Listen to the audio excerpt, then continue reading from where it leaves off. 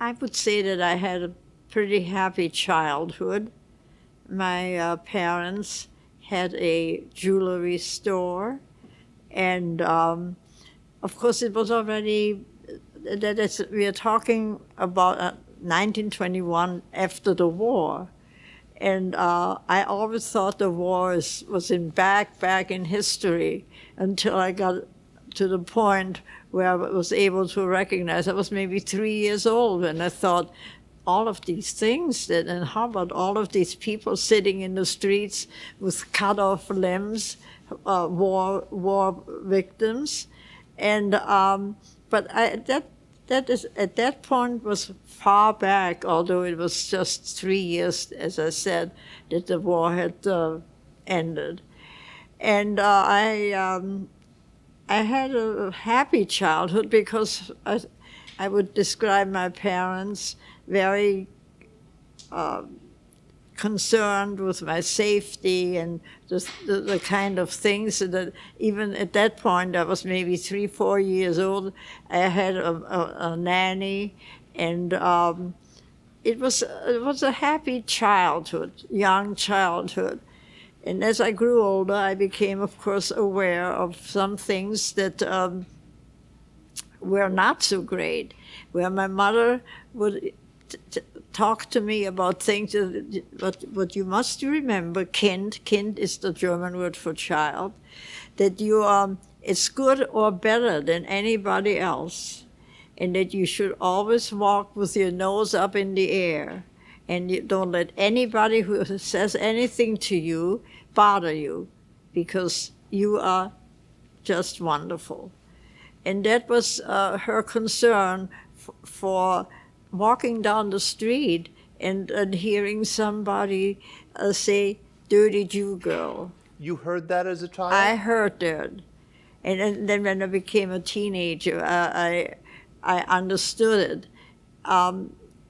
But, there was also a very wonderful part growing up in Vienna, because at that point that I'm focusing on now, the socialists were in power.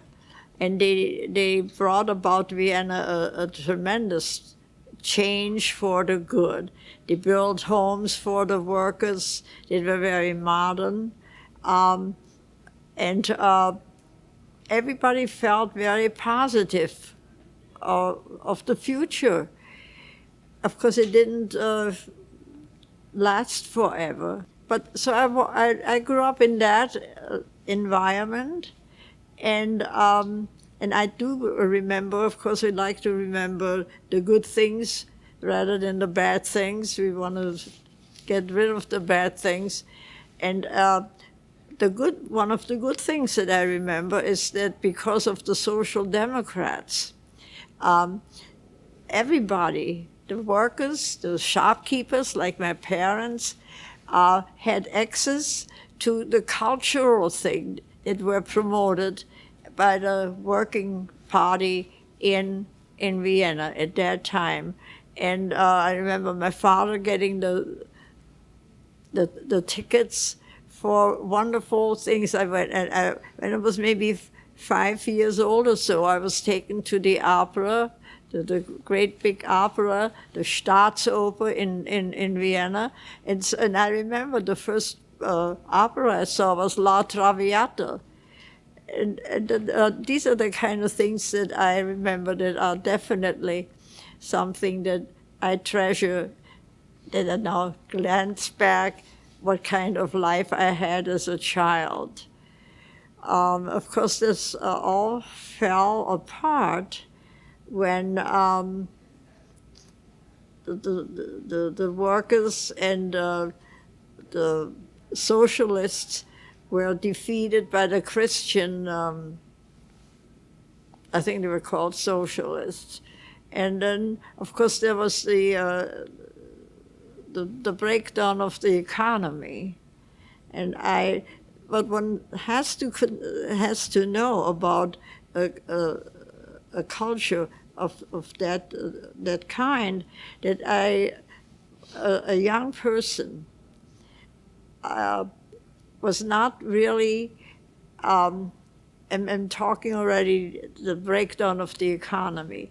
When you were 14 years old, the average young worker's child or children were expected to go out and get themselves an apprenticeship. But because of the breakdown of the economy, a lot of businesses and other things that the manufacturing came to sort of a halt. And the young people, 14 years old, children, who were expected to have a job with someone who would teach them a trade, couldn't get these positions. And when I think back now, when I look at these children, they were children, 14 years old. They were not really wanted at home because the father was out of work, and home was a dismal place. One of those old, decrepit houses that Vienna was just full of. My mother used to say to me when we went to the castle Schönbrunn, which Franz Josef lived there, and she would stand up there on that hill and say to me, "My child, this is and I'm using the German word, Häusermeer. Häuser is houses, and Meer is ocean. This is the ocean of houses, that tenement houses of Vienna." That was something that she must have had. Why was she showing that to you? She was trying to explain to me the city from up that hill, beautiful, facing the Franz Josef Castle. And she looked beyond that and saw the miserable housing conditions that the people had. Were your parents Social Democrats? Yes, yes. Very strong Democrats. When business got bad, my father, I remember him saying this. He said, "You know, I'm a Democrat, but I think maybe communism wouldn't be so bad. I wouldn't have to worry about how business is, and everything belongs to the government, and I wouldn't have to worry about what's going to happen. We would be taken care of." That was very interesting when I think back. What was your dad like as a person? He was a very kind person. He never wanted to hurt anybody. To give you an example, and I find myself saying this, I've thought about it, but I've never really explained this to anyone, that he only wanted the people that worked in the store to feel good and never to feel that they're just people who work there and are not being cared for. And I remember when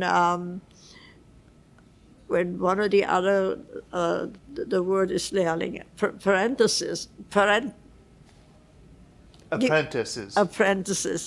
got sick or something, he would send food to her parents' house and things like that. And now when I think about this kind of behavior, I really feel that that he, of course, was still highly influenced by the Emperor Franz Josef's reign. He was a benevolent monarch and loved by most people, and particularly also Jewish people. What was the position of Jewish people in the Austro-Hungarian Empire? During that time, they felt a false, quote-unquote, security. They felt good about the emperor, And then when the emperor left, they still felt secure because actually he wasn't really gone. Everything still was going. To give you an example, the first mayor of Vienna, if you've ever been in Vienna, his name was Karl Lueger, and he had a great big what is it? A statue or a palace? Statue. He had a great big statue in a very prominent spot in the inner city, which was very elegant.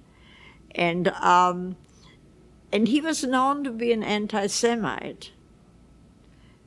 And this is the story that I never forget. Someone, and he, in his cabinet, he had a very large number of Jews. And this will give you an idea how the Viennese, his character was and his humor. So someone asked him, Herr Mayor, you're known to be a Semite, but how come you have so many Jews in your cabinet? And he said, whoever is a Jew, I determine.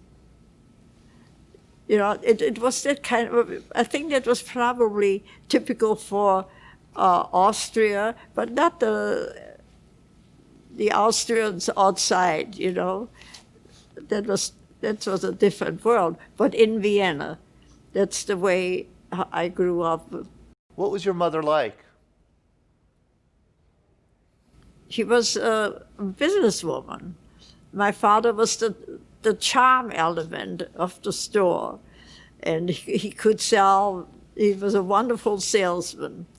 But my mother ran the business. She bought the merchandise and what she would buy and all that kind of thing. She was a very strong woman. And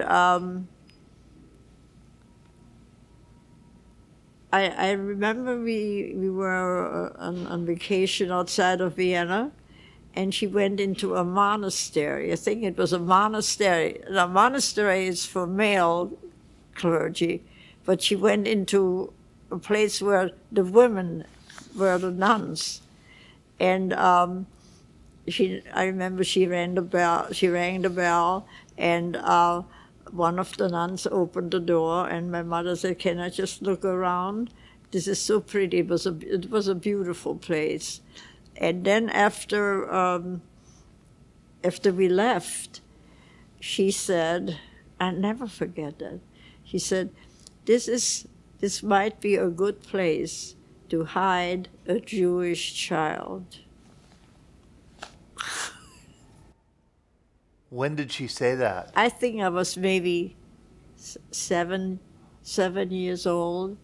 I will never forget it. Wow. Yes. Early on. Early on, yes. Did they see it coming? Do you think? Did she see it coming? Anti-Semitism was always present. You know, it really was. You were probably 12 years old when Hitler came to power in Germany in 1933? No. In Germany. In Germany. Yes. But not in Austria. No. Right. Was there, in 1933, when Hitler came to power in Germany, did your parents talk about that? Did they discuss it? In Germany.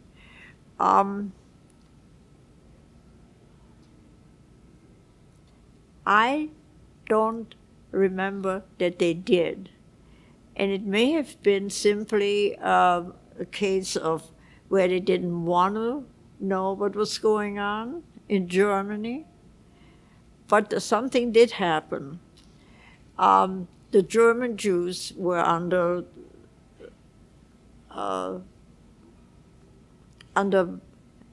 anti-Semitism.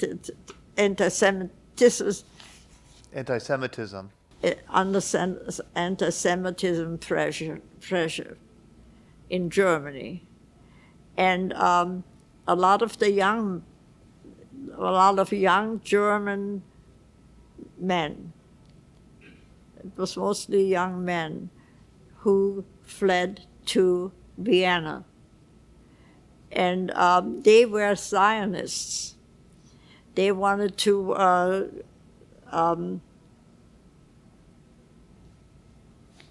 let the Jews in Vienna know what's coming, what already exists in the neighboring country, and they should go to Palestine. And I was maybe 14, 15 years old at that time, and I belonged to a club that was founded by, it was a club where young people came and played ping pong and stuff like that. But also, always the German young Jews, and usually young men, maybe 15, 16, 17, 18, came or somehow got away from Germany to make people aware that they should go to Israel, and at that time it was Palestine. It was on my birthday, and Which is when? March 11th, 1921. And I remember my very best girlfriend, who lived a block away, and her parents had a very big women's clothing store, one of the new quote-unquote inventions, ready-made, beautiful clothes, rather than to go to a tailor. And they did very well for a while. And so this friend came over, and on March 11th, 1938, and said they took her father away. That is when Hitler marched into Vienna, and the Nazis became... Did you see them literally Yes. marching? Well, I was at home. My parents, I mean, we did not, we were afraid to go into the city. So, because in the newspapers and at that point still, you could find out what was going on, that Hitler was marching into Vienna, and the women, the Viennese women, were throwing flowers in his path.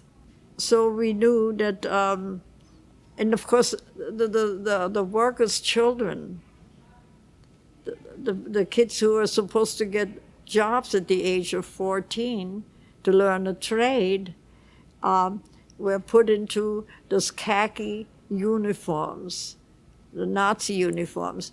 There was a grocery store across the street, and in my growing up years, the grocer and his wife were so nice to me. And on, another thing, on May the 1st, the workers, or the shopkeepers, would put on a red carnation in their lapel and celebrate the workers. Overnight, when Hitler came, these people who ran those small shops turned into Nazis. Now, why? So how did this grocer treat you after the Anschluss, after Hitler marched in? Was there a change in how they treated you? Oh, yes, yes. But then they were convinced, well, the economy went kaput. You know what kaput means? Okay. And by then, the Social Democrats became Nazi supporters. They became Nazis. I remember my brother, who was 5 years older. There was a watch maker who worked in our jewelry store. And he, when Hitler marched in, said, he said, I can repair the watches, but I cannot be in your store anymore.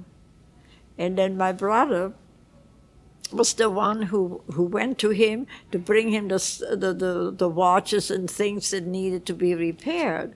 So my brother went there to bring him the stuff because he didn't want anymore to sit in a Jewish person's store. And my brother came back and said, "You won't believe Herr Chandis is a real Nazi. He had a khaki uniform on." And then he said, my brother said, "I remember that." And he told me that it won't be khaki much longer. He's going to be elevated in the party, and he's going to wear an SS uniform, which is, I think, black. So that, that was the beginning of the horror. And then, of course, came Kristallnacht, when the windows of Jewish businesses were blown up and broken. Do you remember that night? I remember that very well. Could you talk about what you remember? All right. I remember then that we lived not too far from a synagogue, and that we belonged to. And I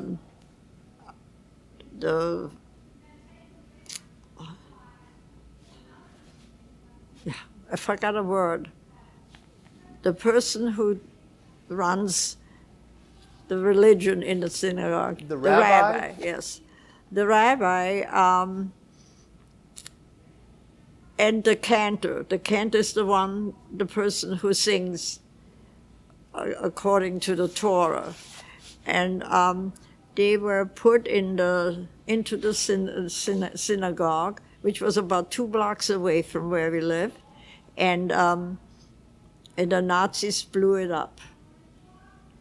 I belonged to a group of people my age, young men and young women, who sort of formed a social group. We went out together, maybe 4 or 5 people, and I remember after the Nazis moved into Vienna, there was a family outside Vienna. I don't know whether you know that there is a wine district outside Vienna. It's called Grinzing. And they lived in a garden, a charming home with a garden. And the husband was not Jewish. The wife was Jewish. So they felt at that point more secure. That was just a dream. And we would go there. I mean, my little social group, young women and young men, maybe 6 or 7 of us, would go to that place with the husband not Jewish and the wife Jewish, and felt secure there. And the Nazis already were in Vienna. And I remember actually very, very happy times. But of course it was just very short. My father was a heavy smoker, and there was a tobacco shop across the street, and my father asked my brother to go across the street and get him a pack of cigarettes, and they caught him up. Who caught him up? The Nazis. And just for walking outside? That's right. And then the next thing that we heard, he wrote where he was, and that he wants he wants my parents to send a certain amount of money, so he would have some money to buy things in the concentration camp canteen. I remember, of course, my mother went to pieces. And they went across. We were friends with the priest in the church across the street, my father at that point was in the hospital. He had a very serious disease. I'm not going to stop on that, but he had open wounds. And I guess I'm going back and forth. I remember one situation when he came home from the hospital. My brother was already in the concentration camp, and the Nazis came into to our apartment, knocked on the door. Jew, in German, of course, Jude, aufmachen, open up. And then I remember the language that he used. He said, I want to speak to the Jew Oscar Goodman. And my father was lying there with an open wound. And he had been, as I said, told that he had diabetes. And I was hiding in a wall that we had in our foyer. That was it looked like a wall where you hang up your clothes at the entrance of an apartment, and but it had a depth that led to the other room, my parents' bedroom. And so that was a closet, and I was hiding in that closet, and they came in, and I heard all that conversation with my father in his bedroom, where he said, "Get up, Jew." And I knew he couldn't get up. He was so sick, and the wound was dripping. And I broke out of that little closet there and went into the room where they were attacking my father. And I never really talked about it. It just came up. And I tore open, I rolled back his cover from the bed, and I tore open his wound. And I said to the Nazi, "Is this the kind of person that you're going to take to your headquarters?" I said, "Look at him." And, it worked. I was amazed. But they said, "You come with us." And can you imagine my parents? Did you end up going with them, those Nazis? Yes, but at that time, I already had my visa to come to America. And I was very arrogant. That kind of arrogance, I think my mother instilled in me in order somehow to protect me. So anyhow, I had my visa in my pocket to go to the United States. And then another part of this story is why it was that my parents never could get out. Yeah, and we'll get to that. Yeah, we'll get to that. All right. So there I was, and they took me up to some garage in Vienna. And now remember, this is when the Nazis already invaded Vienna. And so they took me up to the garage and had me clean the cars. And I remember this one Nazi said to me, "Well, how does it feel for a Jewish girl to clean cars? To do some real work?" And I remember that. I said, "Oh, that doesn't bother me.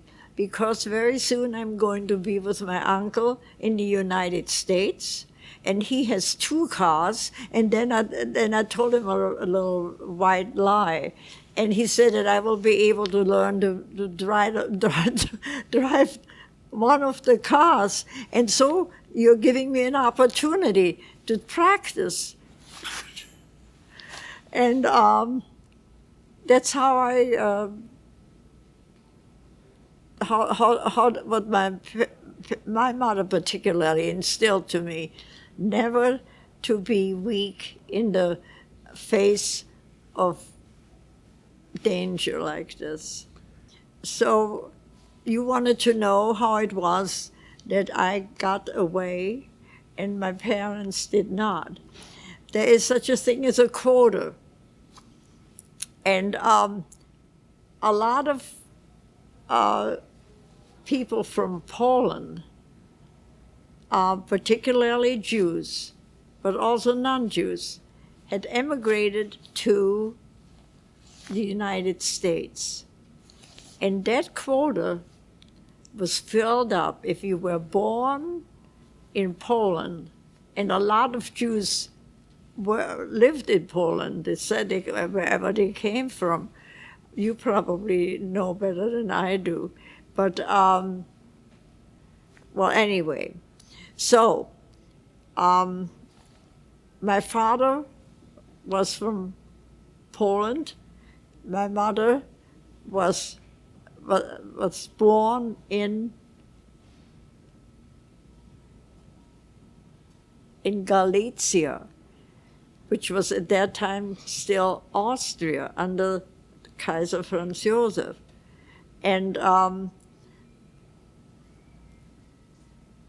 so my father could not get a visa to the United States, because when I came down into the garden of the embassy, somebody by the name of Morgenthau, he was one of Roosevelt's he was the Secretary of the Treasury. Secretary of the Treasury, said to me, not to me, to us, who were hoping to get the visas for the United States for my whole family.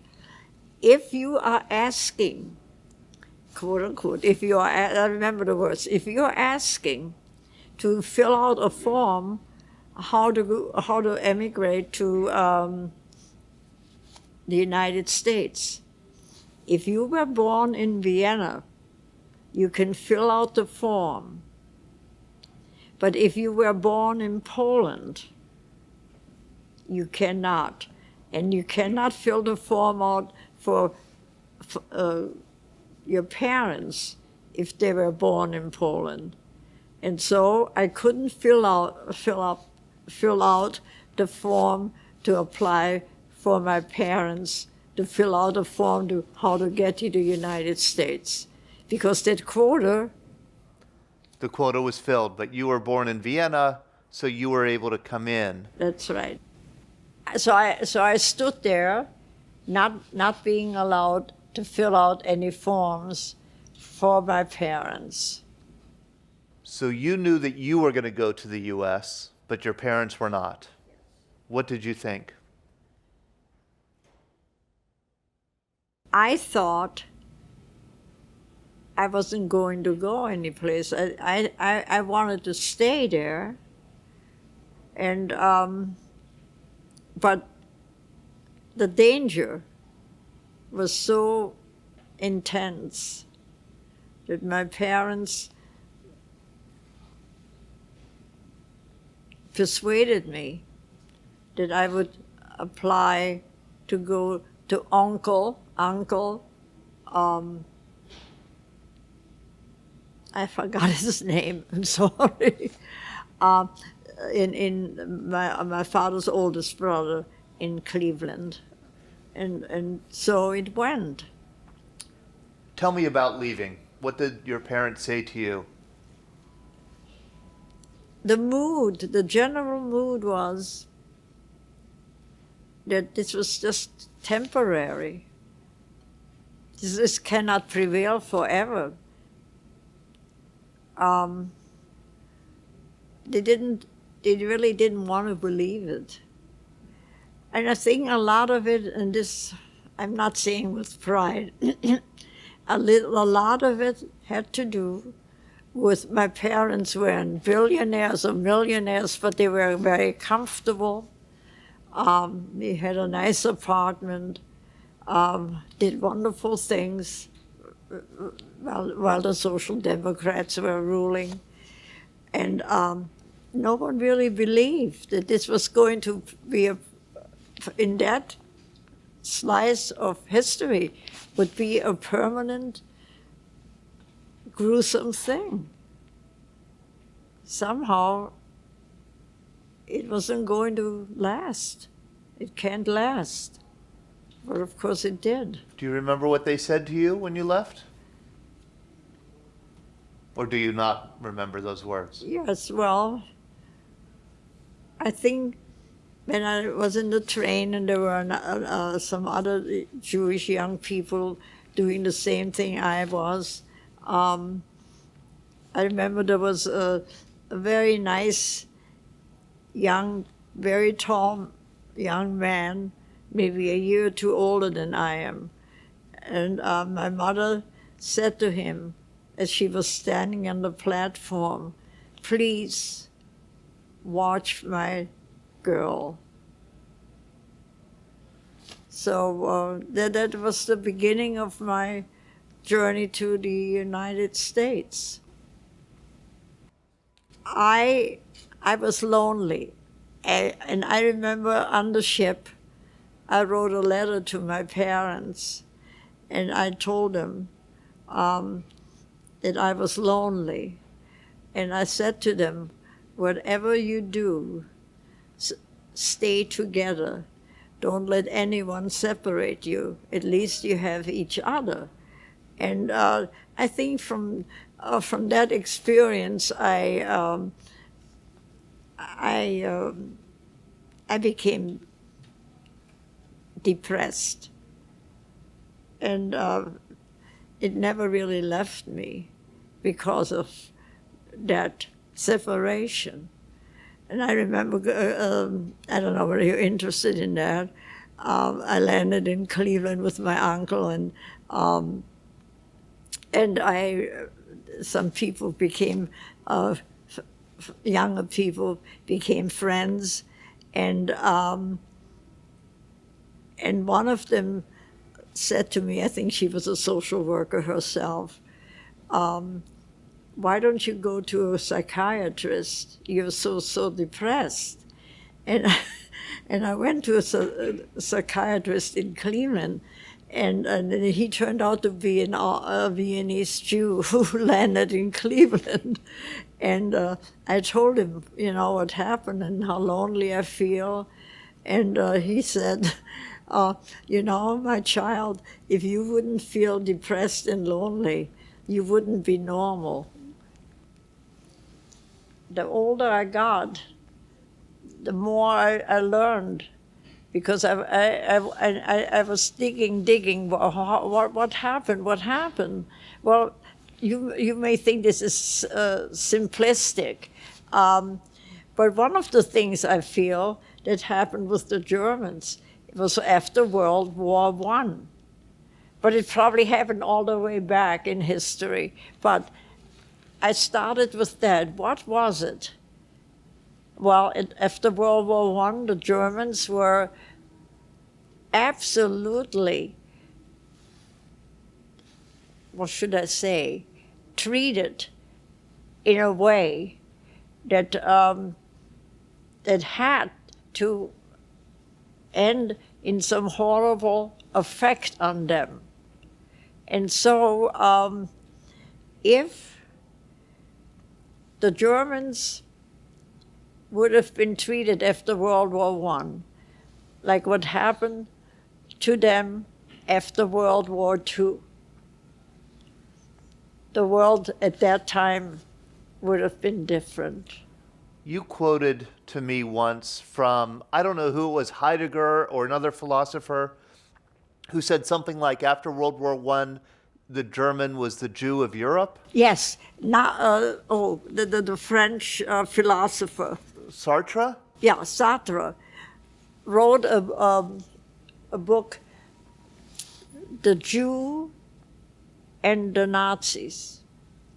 And in it he said they needed each other. And I think he was talking about the scapegoat desire of the human being. When did you find out that they were taken away? I was living with my uncle. And then when my brother came, my parents, did I already tell you this? That right after I left on the train, my mother went to Berlin, and she scrapped together some money from the jewelry store, and guess sold it, and she attained release of my brother, where they told her in Berlin that the Gestapo that he will be. At that time, the Jews paid a ransom. It was a ransom. Those were the good days. Those were the good days. That's Yeah. right. So, so my brother then was released from the camp with the promise that my mother had to make and sign that he within, 2 weeks or 3 weeks or a block of time, he has to leave the country. That was still, that was before the gassing and the killing and the torturing and all that kind of stuff. So, so my brother came. I came in December, and he followed me in April. I didn't stop investigating, and I had, and I don't know what happened to those papers after the war, to find out just exactly what happened. I was in correspondence with, believe it or not, a place in Germany that was a place where people would go for the cure. And there I found out that my parents, this is the end now. It's the end of them. I think the date was 1941. I remember that. Does that make sense? Yeah. Yeah. So you were put into a train, and the train was going toward Auschwitz. And the train stopped in a Polish small place called Itzbica. And when you look up Itzbica on the computer, there is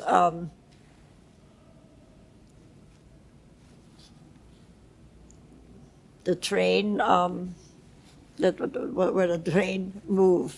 What is it? Tracks? Train tracks? Tracks. There are the train tracks, and a small train hod with a skull and an X, and that was where they had the Jews get out of the train and had them build a ditch. They filled the ditch with lime, and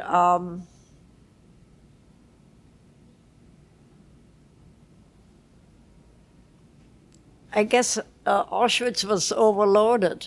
I don't know why, but they killed them in there. Is that possible?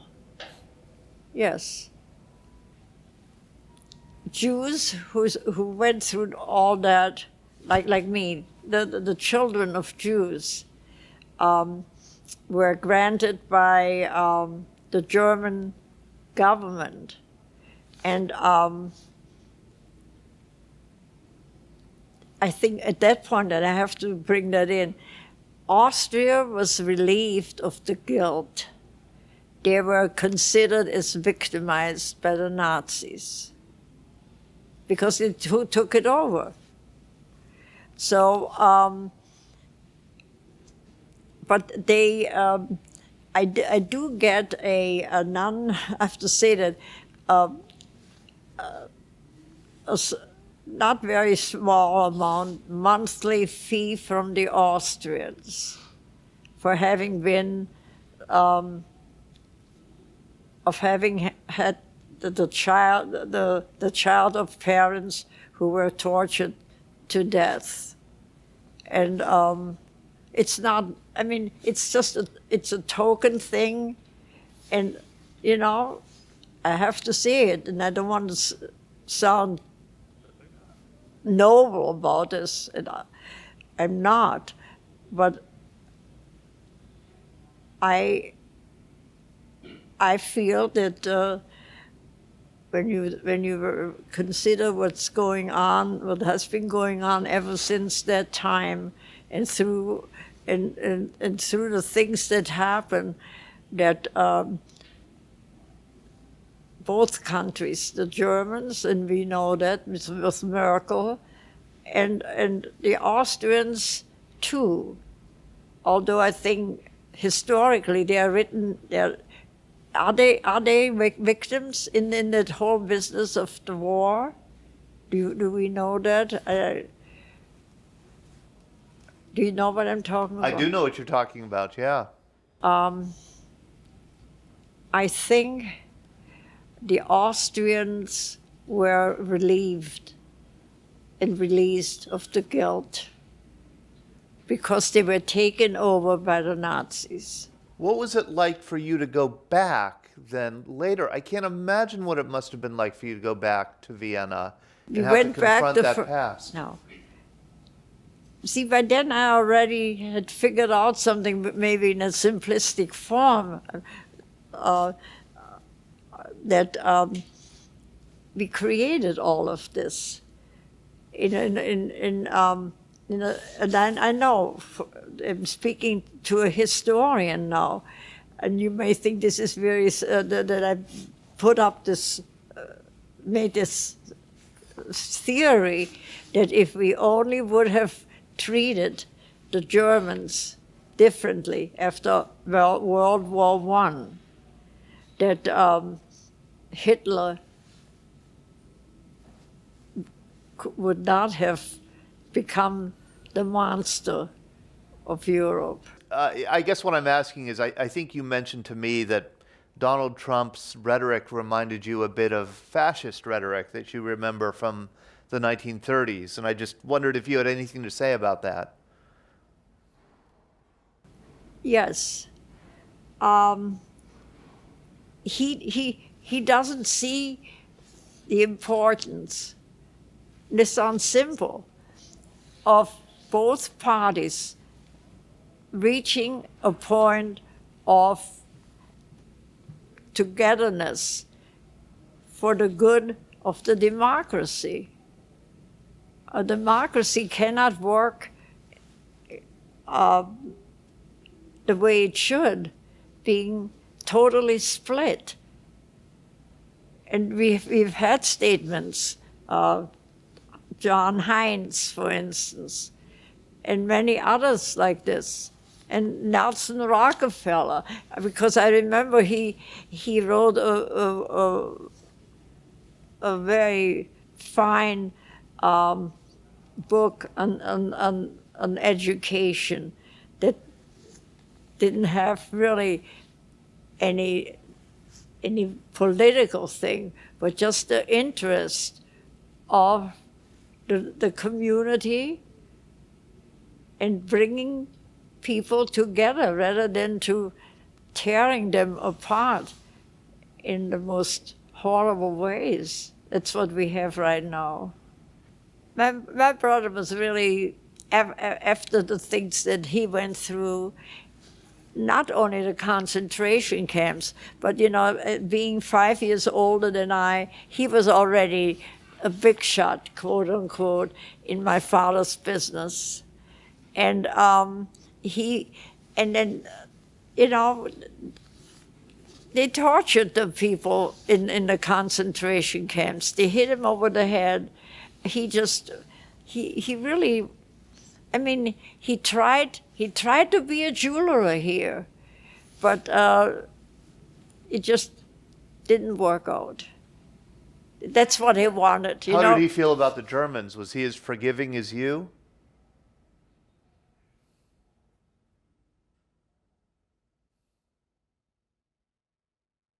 I don't know. You know what? He talked very little about this. And his wife, who was just a very intelligent, deep-thinking person, told me, don't talk to him about it. It was so horrible. I mean, he told me one incident, I don't really feel like doing this, but I just remember when, because he really didn't want to talk about it. But once somehow, I don't know how it came about, that he loosened up, and he said, they took me out of my cot, where in a concentration camp, and put me on the floor and hit me with the whips on my head until I he fainted. So, and he really just was somebody who had, in silence about this. It was so horrible. Was there a time when you did hate and overcame it? Or did you always have a kind of deeper understanding of them? You know, you take the 16 or 17-year-old Edith. She was so shocked at the separation. And so depressed. And you know, somebody said to me, and he was a young German man who married, I have to say this as an aside, who met this Jewish girl from Mount Lebanon, and they got married. And he said to me, you know, you will always have survivor's guilt. And that's true. That's part of my personality. Is that true? Yes. Feel guilty about surviving? Yes, something? When I leave myself and look at myself. Yeah. That's what is one of my emotional soft spots. I feel guilty that I survived and that I couldn't do anything more, nothing, horribly nothing, for my parents. Because, if I'm very cruelly honest to myself, I feel when I look back now as an adult, as a very, very decrepit old adult, that I was a selfish teenager. When I came here, I was only really thinking about me. How can I get out of this horrible feeling of loneliness? And you know, when we deal with teenagers in the school, I was a teacher, and because I taught the upper levels of German, I had students who were very, very able and talented, and lonely. Not, at least at the time when I was teaching, I don't know, maybe they kept, I see them running around with their races and everything. Maybe there are fewer lonely kids out there today than when I grew up. But I think the teenager, in a big sense, stands good chances to be lonely. And we, as educators, we recognize that. Do you agree? I do agree. Absolutely. Did you have anything else, Kevin? No? Edith, thank you so much. Well, thank you. I hope I did something that makes sense to you. I don't have that much inner self-confidence. All right. It was wonderful. But I want to thank you for your time, really. And I want to thank you for just being you, you know. It's our pleasure. This is an absolutely fascinating, horrible piece of history that you shared with us. Thank you.